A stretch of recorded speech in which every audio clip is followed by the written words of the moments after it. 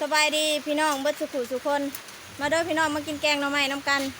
ยังนี่เอาสวยเดียวปะมาเด้อหมุดจอมากินน้ำกันเด้อไปเด้อกว่าลูกร้านร้ายเถอะพ่ออันนี้ก็อ้ายแกงหน่อไม้อยู่เที่ยงหน้าเพิ่นอันนี้ร้านสาวผู้นี้แหละพี่น้องไปหาหน่อไม้นะผู้งามๆนี่แหละมีร้านสาวอันนี้ก็ร้านสาวหลานะดำหน้าเก่งถ้าได้พี่น้องเลยพ่อแม่ขึ้นก็ขึ้นพ่อพ่อแม่ดำหน้าก็ไวคนทางกระไรได้ระบบ10 ปีบ่นี่8 ปีไปเอาติ๊กเผามาในนุ๊กแม่นบ่8 ปีเกิดก่อนต่อไป10เกิดก่อนอันละน้อย3 ปีละน้อยได้8 ปีมัน11 ปีนี่แหละ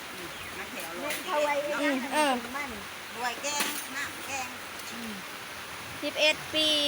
ตัวเกิดก่อนละน้อย3 ปีเอามาหาตั้งกล้องมันบ่สูงทำมาเด้อไม่พอน้ำก็เอามาแล้วมันจะบ่เห็นที่เผาบ่แล้วแม่มาเนี่ยก็มีเขา แมวทำมาน้อยเผาเบิดบ่มืดอันนี้อะรอ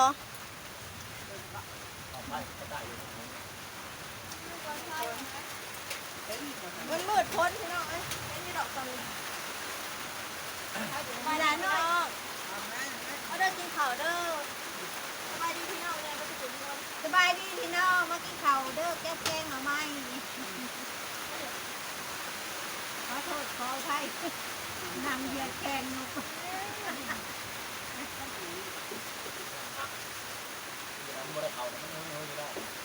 ทำมาดูนี่มาทางเนี่ยนี่ไปทางป่านี่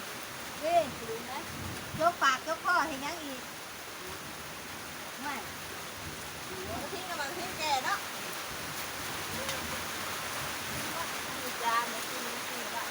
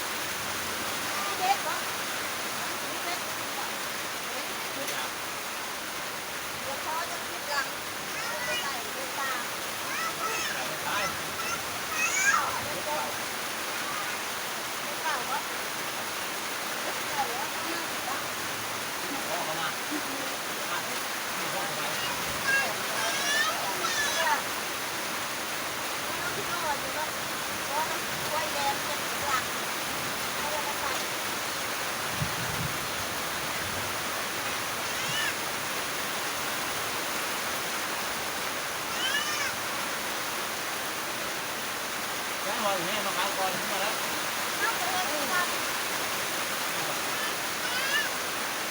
ร้านแกงมันนะ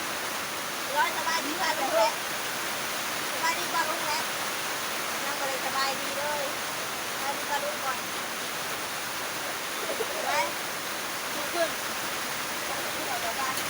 ลุกขึ้นเลยลุกขึ้นนี่มันบ่เห็นนะสบายดีป่ะลุงว่ะดูนั่งลง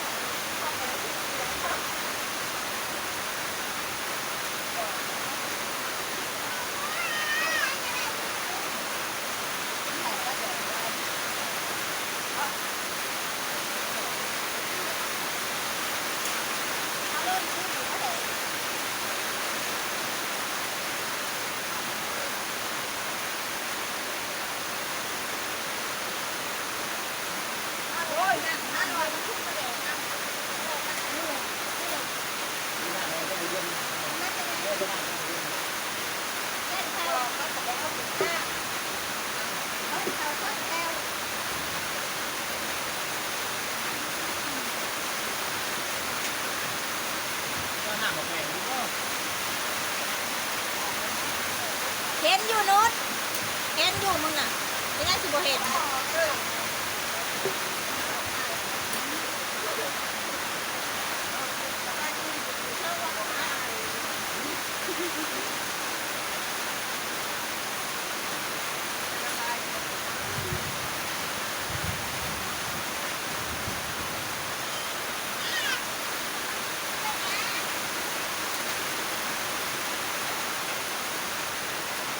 ทำแม่อะไรครับ ยังไม่ได้ถอดนะนักมือวันนกโยก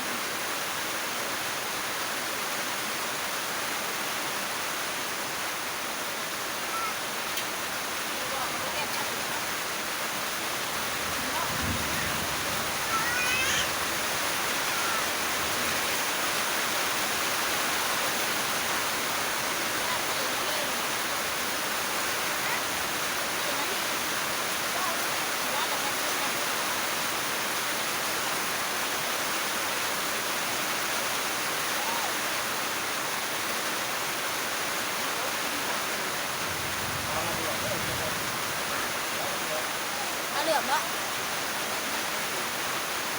มันเว้นมันบ่เว้นได้เนาะวัดบอกข้าเจ้าบ้านแม่